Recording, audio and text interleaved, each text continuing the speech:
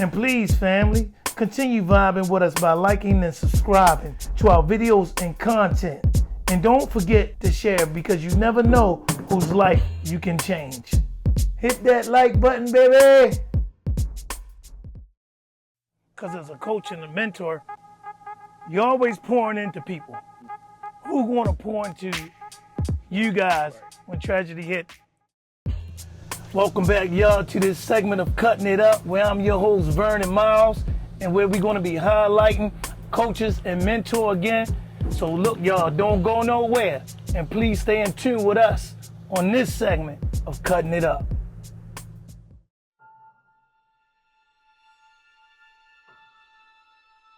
Is it something that they gotta get to, like a wake-up call, or what they say? You know, you done hit the ground level. Gotta hit your bottom. Hit your rock bottom. Gotta hit your bottom.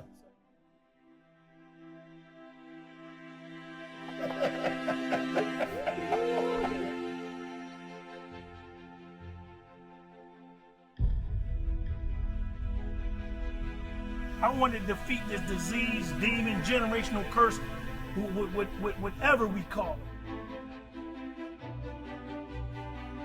Honestly, I don't think it's pressure so much. I feel like a lot of women go through identity crisis. I'm taking so much on, but I forgot all about my disease. I thought I could relax and go and have a sip of wine, you know, because I was just so stressed, you know, and I needed extra help, and we didn't have a ministry like that. And I relapsed, and man, that's embarrassing. By me going for myself, I had to love myself. I had to get in line with God of my understanding, you know, to restore me back to a life of sanity. You know, I couldn't go for my wife. I couldn't go for my respect. I couldn't go for my children. I had to really go for myself. So I want y'all to stay in tune with me on this segment of Cutting It Up.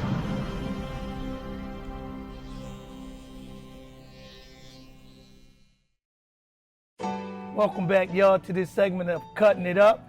And I have two upstanding men in our community. And I want them at this time to introduce themselves and the programs that y'all represent.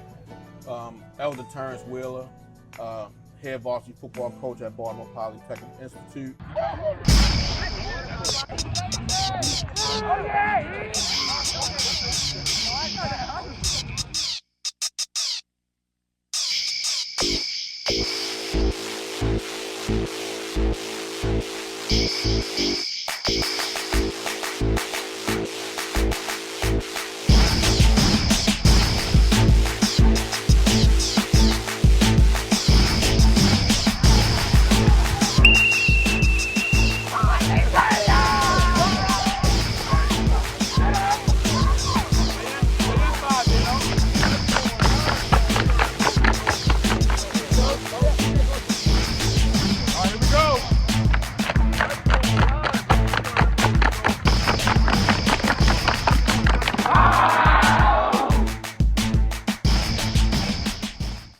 Associate Minister at Rehoboth Light of the World Church. Darrell Wilson, CEO of For My Kids, Inc. We are For My Kids. We are For My Kids. We are For My Kids. We are For My Kids. Kid get out of hand, redirect them, talk to him, process him, get him back in the class. But we got an area where we deal with him and, you know, make him feel like he's not alienated. Right. Come on, let's be real, all right? All right? You gotta make sure this stuff running effectively. Like, y'all gotta lead. Y'all gotta listen to the leaders.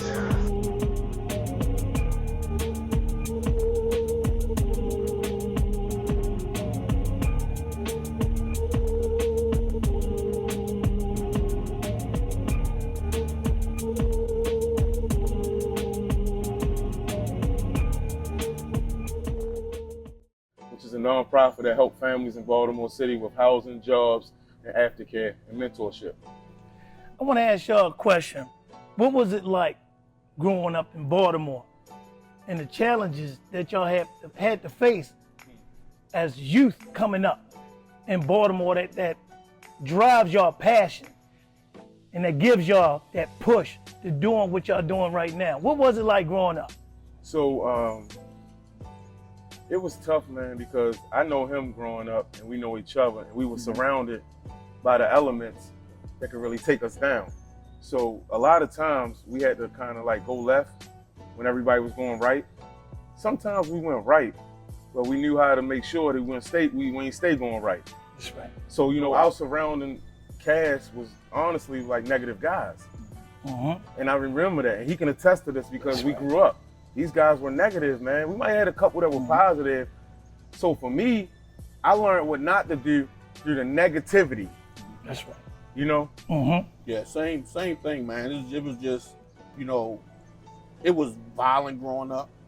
A lot of just nonsense that we had to navigate through. Even our kids today, you know, they got a lot of things that they going through, but we navigated through some tough times, some tough individuals. And like Rel said, like we went left sometimes, but we, That's right. you know, we had to bend that corner, you know, like, and go right. And the crazy thing is, we really didn't have nobody to like, yo, nah, y'all go this way. They allowed us to do it, but we had to, you know, go through trial and error, you know, to get through it. That's right. Baltimore, a tough place. How was it for y'all coming up in your schools and the dreams that y'all had coming up through middle school and coming up through high school? So for me, so I started growing up down in Sandtown. Played at Lillian Jones Recreation Center under the great Coach Didi, God bless his soul, Coach Mike, Coach Bill, Coach Dennis, and just being able to go to Harlem Park Elementary, elementary middle, Calverton Elementary. Actually, I got put out of Calverton and had to go to Harlem Tell your Park. story. Tell it. So it's like, you know, getting through that portion of my life was a test because I'm the youngest of 7 brothers, and I got many male cousins, you know, from middle school, high school, playing sports. That was really our outlet, you know, trying to get, you know, into the sports lane, and just try to, you know, do something different than everybody else was doing. Share with me, Rouse. Share some more. You know, for me, sports was our outlet. You know, we used that as the platform to make sure we stayed the course. And, you know, when I got out of high school, I went to Walbrook, got put out of Walbrook, transferred to Randallstown. From Randallstown, I went to Southern University, but St. Augustine first. I didn't think or know if I could be an athlete on that level. That's right. I ended up getting a scholarship at Southern University, playing basketball, coming back home, and started working. And it was just like, you know, my mental was so focused because that helped me build discipline, character, and structure. And like, all right, cool. I know it was rough growing up, and I played a little bit of sports, but going out of town, we're a different breed. We're not the same. No. So our attributes, our athleticism, our skill set, it overshadows a lot of other people, and they were just a little slower down south. Right. And so the coach was like, hey, look, I want to give you a scholarship. I want to offer you this and that. And I ran with it. I studied criminal law and psychology, man. Absolutely. Absolutely. Share with me a story when God came into your lives and when you both knew that you knew God was real and y'all really needed God When we go, as young men. man. So I can go. I knew we was gonna go here, and I really didn't want to go here, man. But man, it's many a times, man. Help somebody. We are on Baltimore and Warwick, so me and my boys, we up on the block, but it's a club, International, up the street. Okay. And you know, we just hanging out. Then my boys come down. You know, something going on. This, that, and the third. So as I look, there's a car coming down the street. I'm the only one standing by this corner. I'm looking at the car. 2 girls driving. Dude laid down in the back seat. So I ain't paying no mind. So I let him go by. So I look the other way, and all you hear is gunshots. Right. Boom, boom, boom, boom, boom, boom. And I know for a fact they were shooting at me because I dove in the middle of the other street, and the bullets come skidding across the street. Ricocheting. And hit one of my friends that's standing all the way up by the club. And that's when I knew I needed God, and I knew God was real, because I mean, it was point blank range. There's no way that he could have missed. That's it was right. nobody but God, man. And you know, that was one of the reasons why I had to turn my life over to Christ right then and there. God is so real, man, because he can bend winds. He can, man, stories in the Bible where he walked on water. You know, he can do so many things and slow things down to cover your life. Absolutely. Coach Rel, Oh man. share with somebody. One of them situations, you know, where this particular time I didn't go left, I was going right. You know, so I'm on Prospect and Dukeland, and you know, doing some negative things, man. And you know, obviously these guys are trying to come take from me. You know, and you know, they had me at a standstill where, you know, my life was like right there in front of my eyes. And for whatever reason that took place, I'm still here today. You know, but that was a significant, you know, part of my life when you got, you know, 45 right in front of your face. And, you know, they don't even pull a trigger. They just get out of there. Yeah. You know, so right then and there, I knew I needed God in my life because I didn't have God. And I was ready to go to St. Aug. But when I realized God was real, when they took our brother Keon. Yeah, for sure. You know, For sure. that kind of like turned my whole life over to finding what God meant. Yeah. What should I believe in? What was my discernment? What was my mission? You know, because if they can take our brother like that off of jogging with his son and running and an aneurysm in less than 3 seconds, I know he was real. Yeah. So it was like, you know, it was the best of both worlds. He saved my life one time, but he also, so it's like, okay, yeah, God is real, man. Yeah. You know, any given day, your number could get called no matter what your calling was. You can be doing great, you can be doing bad, but obviously that was your time. Yeah, absolutely. So when I identified what your time meant, that's when I knew. Yeah. You know, so it was 2 different phases in my life. I knew I needed him, and I knew he was real with them phases. Yeah.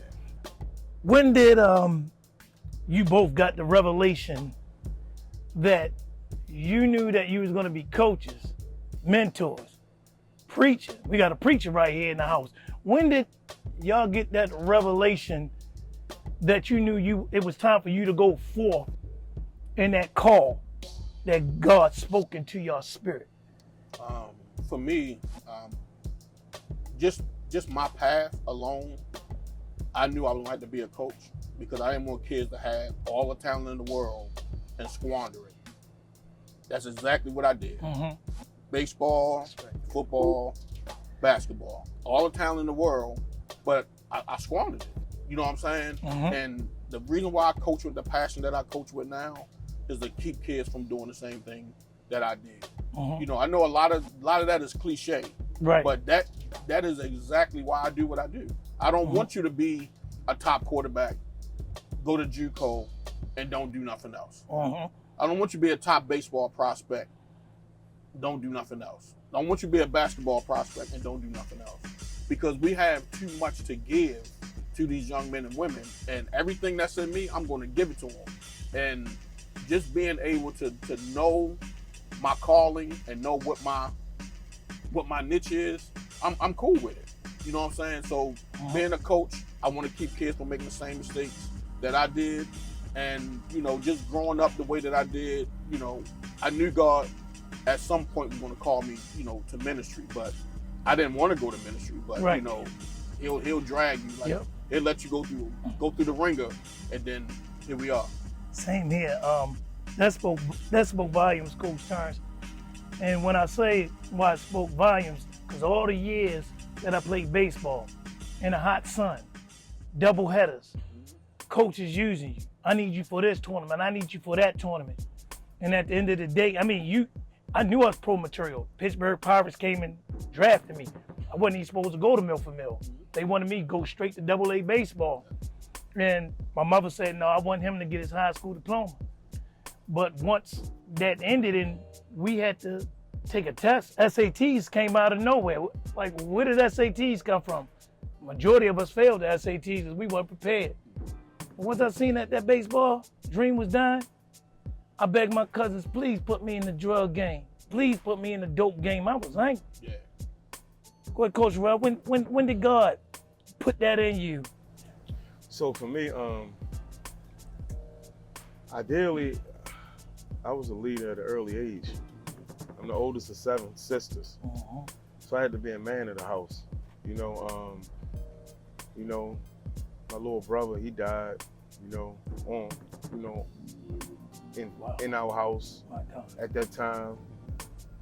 So instantly I was thrown into big brother leadership, the role. Did God put that in me at that time? I don't think so. I just think I was forced into a role. I think I developed the mission from the grind with my family to start helping others. Right. But when I really got the epiphany, when he really said it was go time, was basically when I came home from college and I started to like hang around people and they were still doing the same things. So I was like, we gotta change the demographics. We got the job up Hickey, Yep. and we start working with our youth. Yep. And we start That building was our programs. He was right there with me. Yep. You know what I'm saying? That's right. Absolutely. So we started grinding, we started building, we started training. Me, him, Dub, Keon, taking kids out, training. And then that was the push. Yep. That was the push. We talking, 2003, 2004. Look at that. You know, when you exemplify like, okay, I'm here, I'm ready. Right. You know what I'm saying? Because you might have played with it, you might have involved, indulged. And as a youngin', you don't really know your calling a lot of times. Excuse me. No. You know what I'm saying? No, flow. Go But ahead, being flow. around the right people allow you to develop your calling because your passion is driven to your calling. Right. And then that ultimately drives your success. For sure. Because God said go. Say go. Yep. But I heard you mentioned one about Baltimore greats, legendary Keon Carpenter. Share with the viewers how y'all journey began with Carp, man. I had to hit on that because just knowing Carp and then knowing all the connections of the brothers that he was connected to, and seeing how you just grabbed onto that torch and carried that vision out. Share with the viewers who Carp is and how that journey began and how did y'all collaborate? You want to go first? Yeah, I go first. So man. So he a fierce competitor, right? Oh yes. When I got transferred to Randallstown, he was going to Woodlawn. And what that looked like, he was a man at his school, both aspects, basketball and football. I wasn't a man in Randallstown, but I played a significant part as an athlete. That's right. So I challenged him a lot because I was like, he's not that good. Who is he? Who's Keon Carpenter? I keep hearing about him. He doing this, he doing that. So upon playing him, It's good. hearing about him, it wasn't as much as advertised. Right. Actually seeing him, he was a show. You know what I'm saying? He was the real deal on both ends. Absolutely. A lot of people thought he was going to go to school for basketball. Yep. Wisconsin wanted him, Virginia Tech wanted him. I think another big Syracuse, like they really liked him for basketball, but he really loved football. So we was competitors, man. So as we would play in the summertime and then the high school basketball, we would go at it. One day, he came home from college from Virginia Tech his first year, and we didn't know we had a mutual friend. And I was sitting over the house, and he pulled up in the Expedition. His mother had the Burgundy one. For anybody ever know him, he had the Burgundy Expedition his first year in Virginia Tech. He pulled up, and he was like, yo, what's up, man? So for me, I still was all standoffish. Yeah. Because I never really been around him socially. Yeah. Right.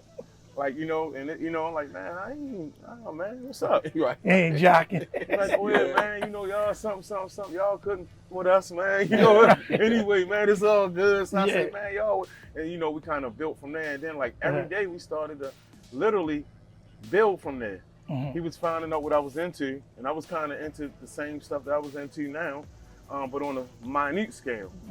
So he would come home and train every day, and he would get my little nephew Levi Stoops, and they would work out, and we would kind of build our personal relationship and our trust and our bond through our ability just to hang and get to know each other every day. And then that formalized our companies, our branding, and our community efforts. And Terrence, you can. Yeah. And the funny thing is, because I met Rel before I met Carp. Oh, that's right. Yeah. And then but I met Darrell, D-Dub, first. Because me and D-Dub was roommates in college. Right. Wow. And him and Rel like brothers. brothers, So yeah. like from the moment I met Darrell or D-Dub, we clicked like immediately. Then he said, yo, I'm working at Hickey, you know, try to get on. Cause you know, I'm, you know, trying to, you know, get right. And then I meet Darrell. And Right. and from that day forward, we've been like brothers ever since, from day one.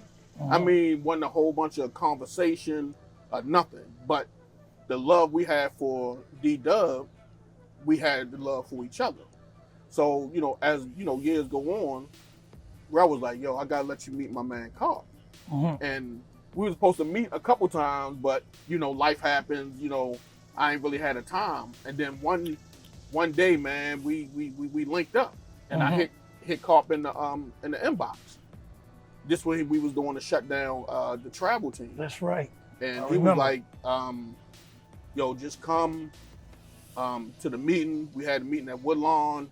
And from that day, man, it was again, like we clicked just like that. That was awesome. Because I remember you being the youth minister of Rehoboth at that time. And I looked around in the church. I was doing elder. We were doing ministry together. I looked around in the church. I turned around and said, man, there go Keon. Yeah, yeah. Keon sitting next to my son Sterling in the back of the church. And my son, he like, well, he's standoffish, you know, but he connected with Keon so tight. Yeah. My son had his autograph, his photos, his picture, and my son connected with you real heavy because my son was under you in the youth ministry. My son used to come home and tell me stories. He was like, man, hey Dad, did you see Minister T, man, when the Spirit of the Lord hit him, he started crip walking in the church. I say, man, we surrounded by some serious gangsters, man, that turned their life over. Because that's how I met you, Rel, through my son and daughter. You know, that's Rel and Keon and Chew. You know, they was together. Everybody was combined together. And I said, Sterling, who's a real cool guy, man? He real cool. And Indy was like, who you talking about? I said, the brother that be with Keon. Yeah. Oh, they said, oh, that's Coach Rel. That's Coach Rel, man. And that's when you know when people are serious, man, when you raise up your children. So I don't allow my children to get too close to other people. I just let them make their connections, man. And that was just so awesome how y'all connect with the youth outside of coaching. I remember when you and Keon brought Mike Vick to Baltimore. And that's the first time that I met Mike Vick. And I was standoffish. Tell me about that, bro. When you and Keon, y'all came in the barbershop, man. It shut the barbershop down. So, you know, so for one, like, every time Mike goes somewhere, he like a rock star, man. Yeah. He like a rock star. A lot of people don't know, like, Mike and Keon was like this. He was, Mike, when Mike came to the league, his roommate was Keon at Virginia Tech. So when he came to Baltimore, anywhere close here, he would always call us. You know, I would pick him up, bring him around. So we do the football camps. Yeah. We do the Towson celebrity games. You know what I'm saying? We would go get him, and it was pandemonium when we came in there. You know, everybody, hey, well, you know, want to shake his hand and all that. You know, Mike's so cool and laid back. You know, and for me, being around him a lot of times had me to be more comfortable with how the chaos be. Right. Because initially, like, it's hard being an athlete at that magnitude because dealing with that all the time. Everywhere he go, he just get. That's right. Yeah, they bum rush. But he was so open, and y'all was so down because I don't really roll up to no celebrities like that. But I was like, when he came in, he shook all our hands in the shop, and I asked Keon, I said, Keon, come here. I said, can I call my son? And my dad, they was right up the hill. He was like, yeah, go ahead, man, call him up. And that's when we had them raggedy cell phones. So I went on here and used the barbershop phone. I said, Dad, Carp is down here with Coach Rel.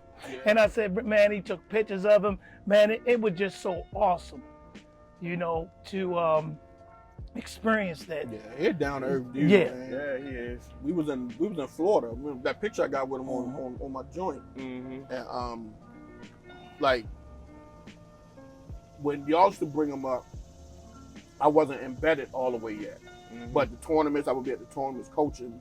Like he knew who I was when I saw him in Florida. Right. You know what I'm saying? He was like, Like, yeah, I know exactly who you are. Yeah. Because of the shutdown, you know, the The legacy. tournaments. That's right. You know what I'm saying? And when it's crazy because you don't think people are paying attention. Like my wife told me all the time, she say, look, people see what you're doing. Mm-hmm. Like you never know who's watching your page. I get messages from people who I would never thought that even know what I'm doing. Mm-hmm. But in the Mike Vick situation, like he always has been watching because of Carr. He Mhm. wanted Shutdown to thrive. Like he would come. He told me, he said, "Look, if you need me to come do a camp, speak, anything, to reach out because his cousin is a mutual friend of mine in the 7-on-7 circuit. Mm-hmm. So it's like, again, Wow. pandemonium. And you know me, I said I'll wait. You know what I mean, talk to him on the side. But it's still pandemonium with that where he goes. And bro. all Right. these years. All these years, it's still pandemonium. Yeah. I mean, Cam was down there. The guy Blunt was down there. Right. It was a bunch of celebrities down there. Everybody ran to Mike Vick because we can relate to him. That's right. You know what I'm He saying? just got it. He got it, bro. Like his aura, It's all like, different. Yes. it's crazy. Oh my Even goodness. all these years, his aura is still crazy.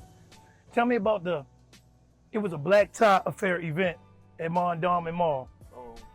With about Keon now. Y'all was locked in, collaborated real hard. I never seen Mondawmin Mall. For the viewers who don't know, that's our mall in West Baltimore. Yeah. I never seen that mall open on a Sunday evening, and we was in a black tie affair, and the gala was awesome. Yeah. Share on that, So, Coach. first of all, it was a collective idea. Yeah. And what it was we wanted to do like a school drive, right? Mm-hmm. But the school drive would entail of resources that was geared towards individuals that needed certain help. So if you needed help with assistance with housing, if you needed help with assistance with therapy, we had some yoga instructors in there. Mm-hmm. We also had backpacks, but we also had different vendors set up. So you would have assembly line, like you would go to each line, get your information. At the end of the information, you would get your resources that you want to follow up on. You get your backpacks you want to follow up on. Keon was a speaker. Mm-hmm. And it was right in the center corner of the mall.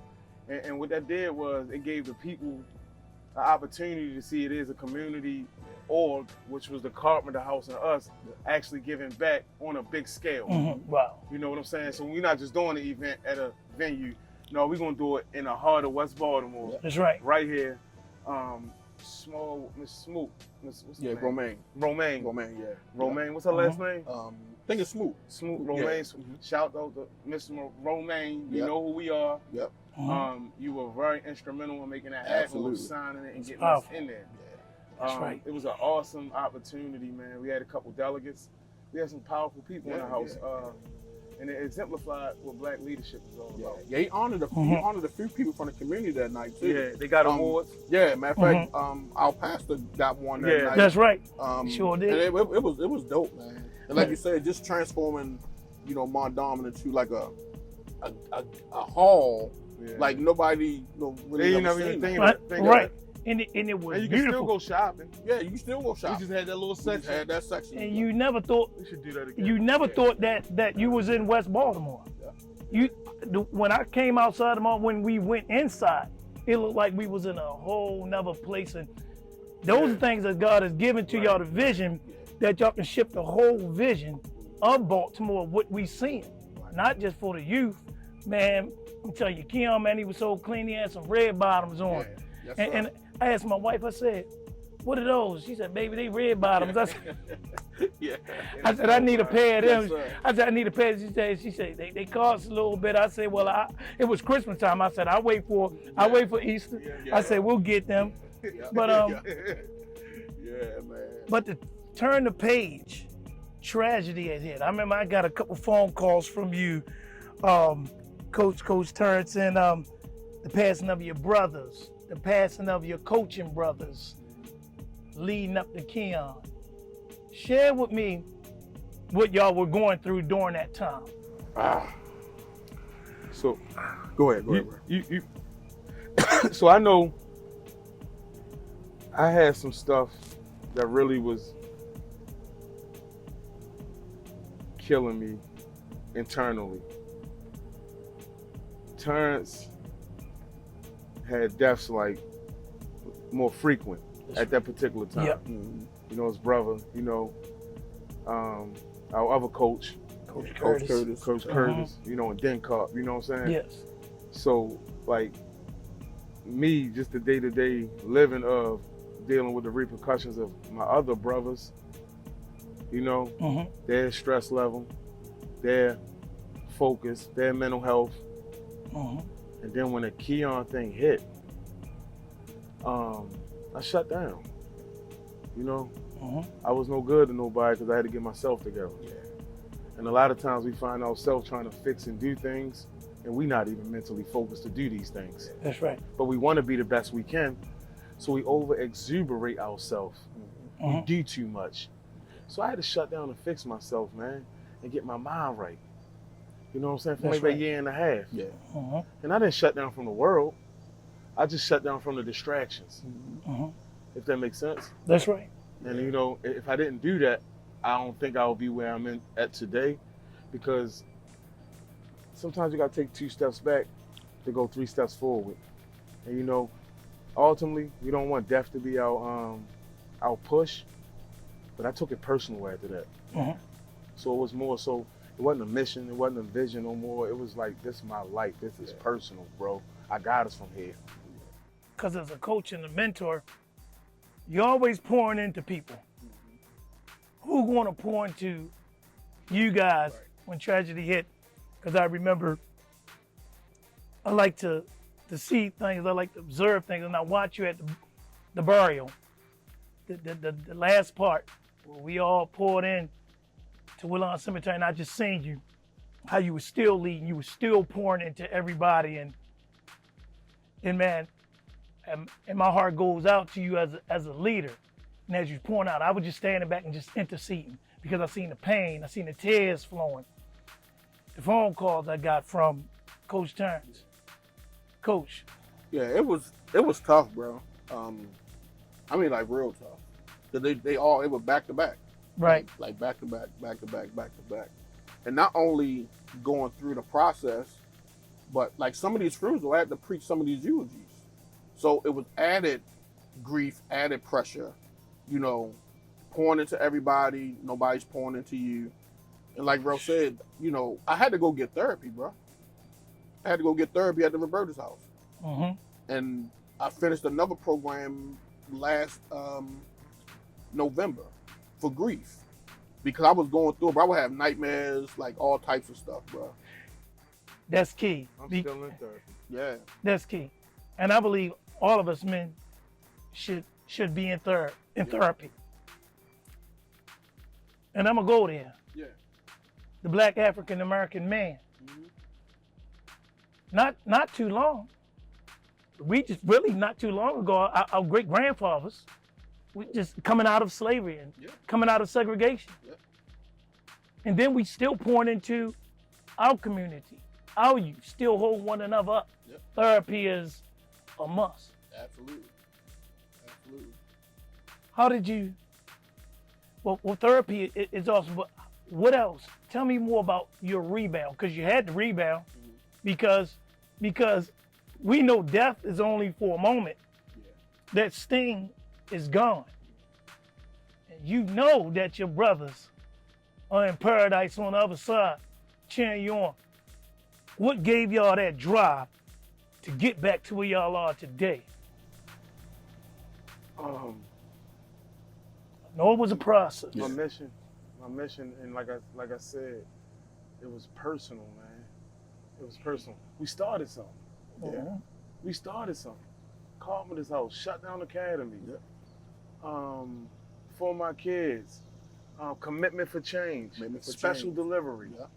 These were all the companies that were under the Carpenter House as a subsidiary, man. We started an empire. That's right.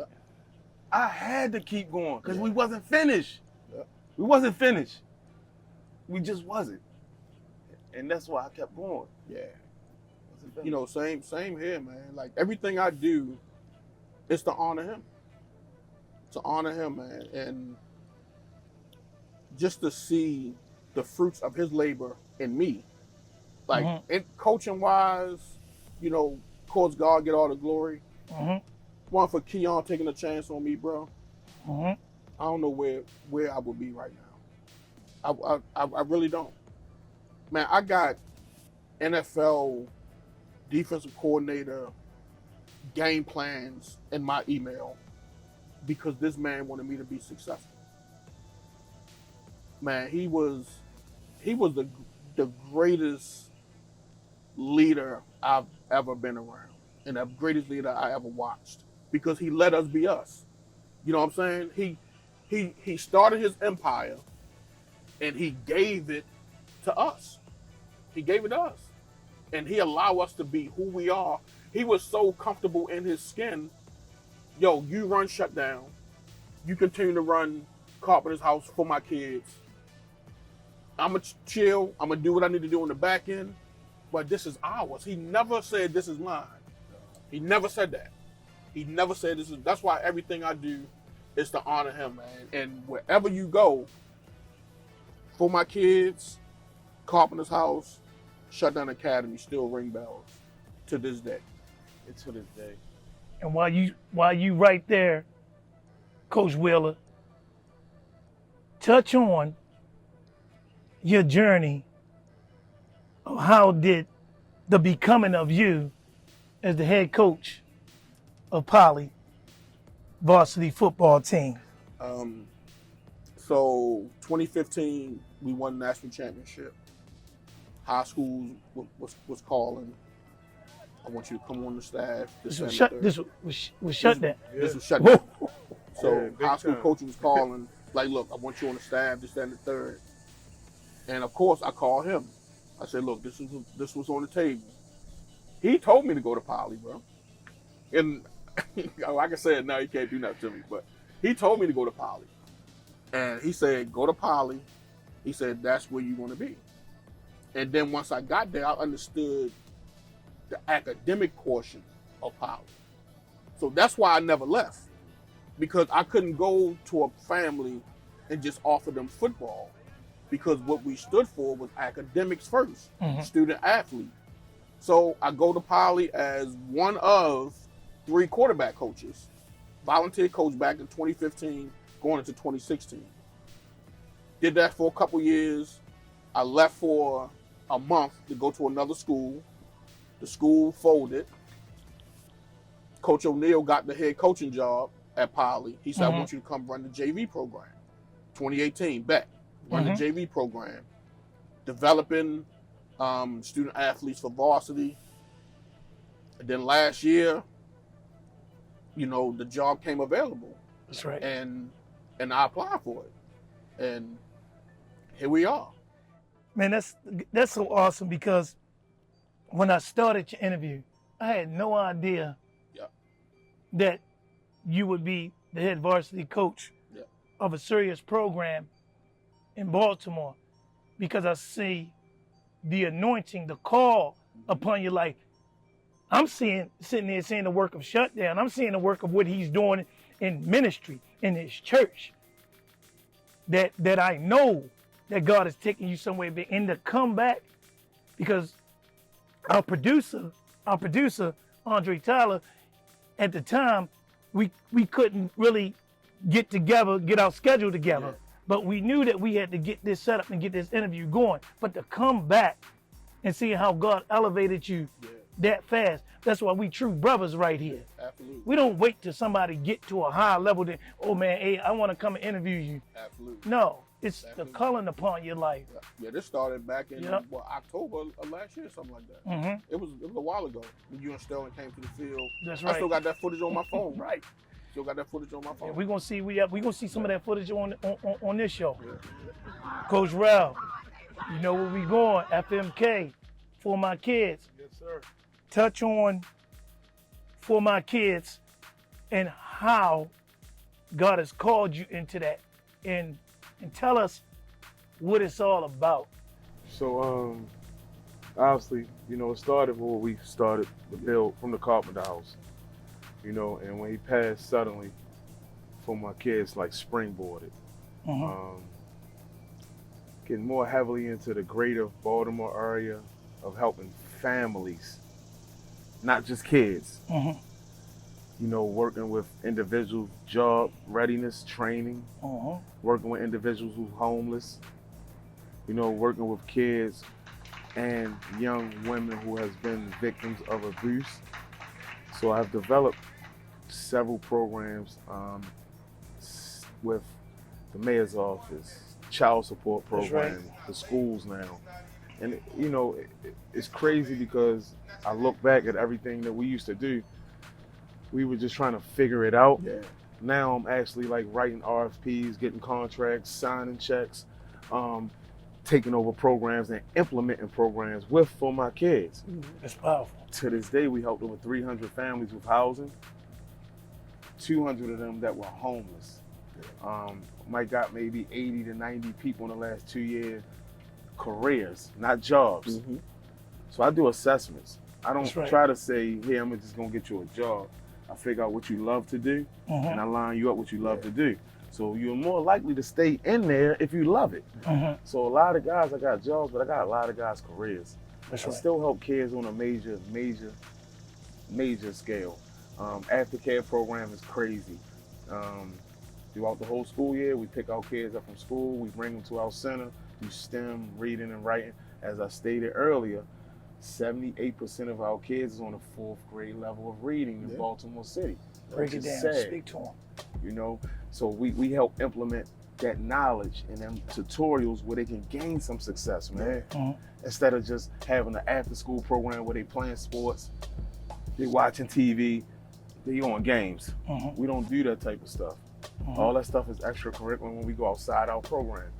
So for me, empowering our families for my kids has been really invested in changing the narrative for the last 10 years. We're located on 2036 West North Avenue by Mondawmin and by Coppin State, and that, you know, that West Baltimore corridor.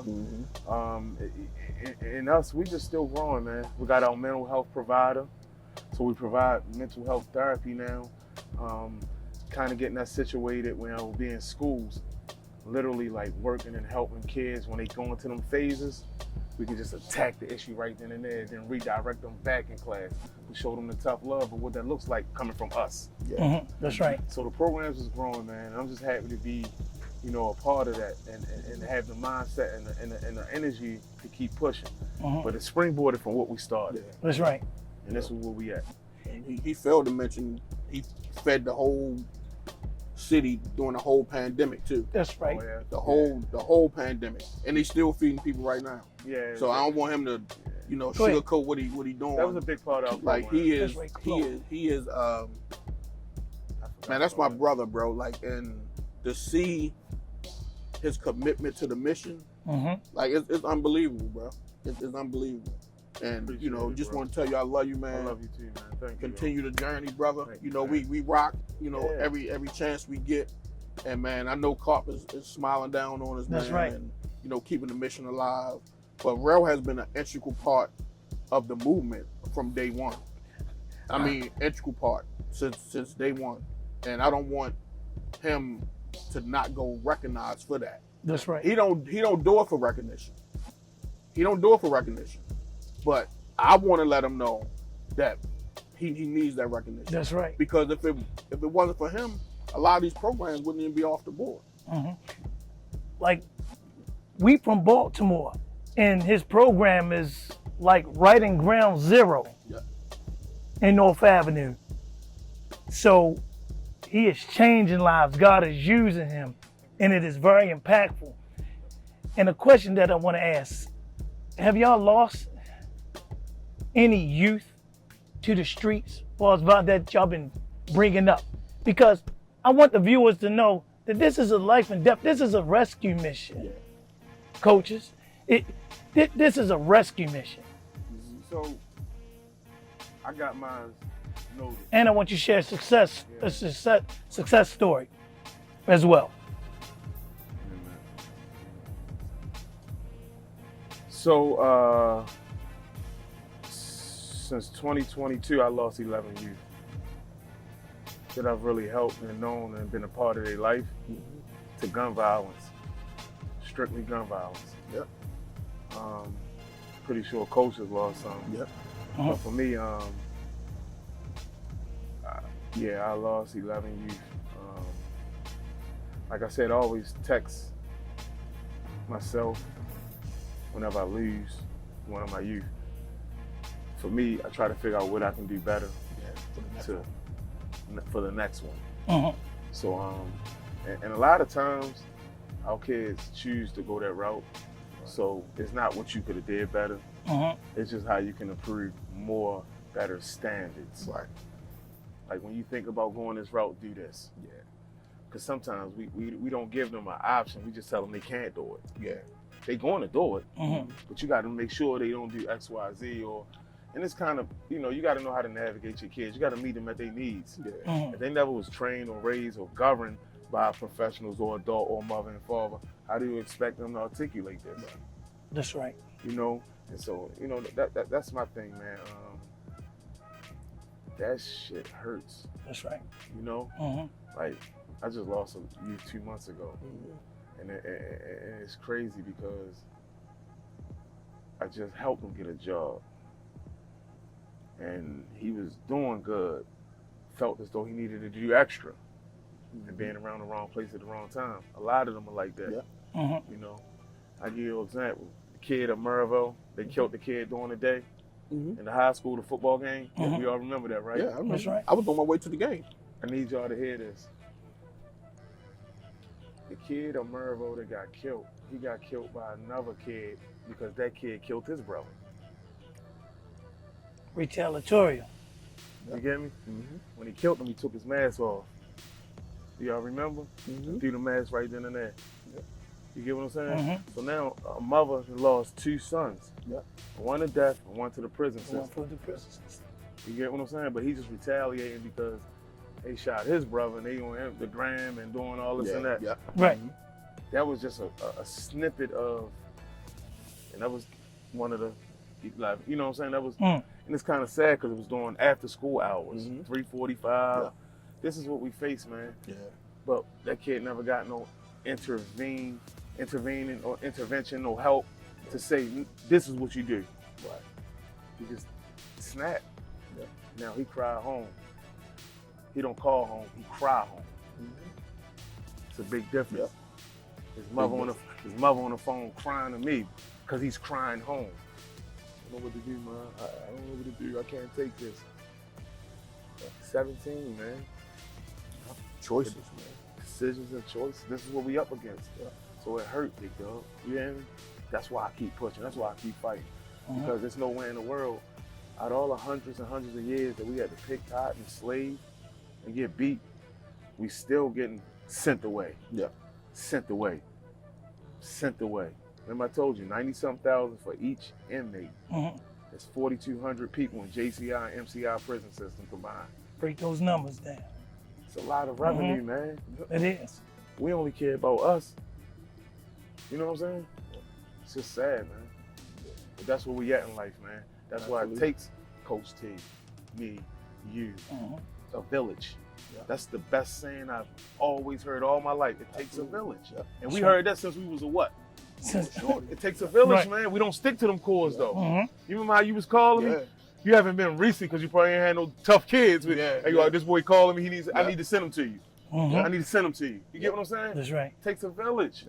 But, we got to stick to them cores, man. Because we don't stick to them cores, we lose all the values that we built, which they slowly diminishing. Share a success story. Through the pain, through the struggles, raising up these youth in Baltimore. Share with us a success story, Coach. So it's a couple, man, but one sticks out to me, a young man named Zachariah Tolan, from Poly. He is freshman, going into a sophomore year of college at the #2 engineering school in the country. The only degree engineering-wise higher than that is MIT. When I was going through the process of getting interviewing for the head coach job at Poly, him and a number of students sent letters to me and sent it to the school, like pretty much vouching for me. And just to read those letters and to read what the impact that I've had on their lives, knowing but not really knowing to that degree, and them getting into a great school, great college, that's all the success, I need. And even some That's of the right. kids who stumbled along the way that are, doing much better, those success stories are near and dear to my heart as well. That's right. And the light shines even in the midst of what we have to battle through: spiritual wickedness, politics, division. We still win. We still shine. And even bringing this show to a close, and young person viewing in right now, and some parents and some young people viewing into y'all, what would you like to say to a young person growing up in today's world with the odds stacked up against them, and they just caught wind of this show? And you two men been in the trenches, y'all got through the dark times, and y'all entered into the light. What would you like to say to a parent and a youth that's right now struggling with the odds stacked up against them? So to my parents, I know the demographics are tough, where we come from and what we're going through. A lot of things we facing with adversity and challenges can tend to tear us down. We got to stay encouraged. We got to have more family meetings. We got to eat at the table with our kids. We got to have a meal with them. We got to cook with them. We got to have conversations with them. You got to deliberately set dates up with your own kids. You got to make time. To my youth, you got to stay passion-driven, consistent, determined. You also must stay focused, because we had so many distractions around us to go the other way. And it wasn't a complaint, it wasn't an issue, it was a choice. Yeah, absolutely. So I don't care how much mentoring you get, how much your father's in your life. The minute you turn right and leave all these people that was helping you, you gotta stay focused. Consistency, determination, man, and loyalty, integrity. These core values will allow you to be successful. So to my youth, I challenge you on that. And to my parents, I give you a big ups on that. And, to piggyback off route to the parents, get to know your children. Have a conversation with them. Sit down with them. Like you said, have a meal, or just talk to them. You'll be surprised how much you find out about your kids by just having a conversation with them. And, we do that with our teenage daughters and our sons right now, because while they're talking, they're going to give you the information you need to help them. They might not really realize it, but they're going to tell you what they're going through and give you the tools to navigate around it. And to my young people, it's okay to be respectful. It's okay to get good grades. It's okay to say yes, ma'am, no, ma'am, yes, sir, no, sir. It's okay to be polite, and it's okay to go the other way. Because if you continue to allow the streets and the distractions to govern who you are, you do. It's okay to be exactly who you are. Don't let nobody change you. You are specifically made by God out of His hand. Amen. You can't be nobody else. Everybody else is taken. Be yourself. God bless. Something that stood out to me, what Coach Wheeler said about bring your children to the table. I was a youth pastor about 15 years ago, and I sat down and talked with some of the youth, and they were leadership youth, and they did not sit down and eat dinner, and sometimes they didn't eat lunch with their parents. And that's one of the key things that are missing. And we in a cell phone era, you got to put them cell phones down. So that thing stood out to me. Also, bring your children, bring your seed to the table. And I want Andre to get this, because in our closing, I just thank God for these two men. When I hear God speaking through me right now that y'all will be international, and I speak international over your life. I decree and declare that y'all break through the divisions in this city, in the name of Jesus Christ, you're not only just going to go from shut down to high school. You're going to go from high school to college. God is going to send you to the nations. And from college, it may be Virginia Tech, it may be West Virginia, it may be Notre Dame. I don't know. But I decreed and declared that God send you through that mission. Even from then, I see God sending you to a Baltimore Ravens program, sending you to a program with the Cowboys, sending you to a program with the Steelers. God is going to take you to the nations, and not only just that, the coach, but to reach lives and change people's lives and touch lives. And even for you, Ralph, I see a FMK. I see it for my kids in Chicago. I see it for my kids in Compton. I see it for my kids in Florida. Because God is not going to allow us to come into each other's presence. We have to dream even bigger and greater. You always said global. Yeah, what you say? Yeah, at the field. Yeah. Yep. It'll be one in every city. Every city. You said that. And that's on one accord. Go And that's go, still Coach. that's still valid. You know That's what right. I'm saying? It's still valid. Continue to speak that into existence in your life. Yep. We thank y'all for just tuning in with us, and for these coaches to be shared their lives, shared their testimonies, and for the work they do. Continue to pray for these gentlemen. Continue to pray for Coach Jarrell. Continue to pray for Coach Wheeler. And we appreciate y'all. And we'll see y'all next time, y'all, on this segment of Cutting It Up.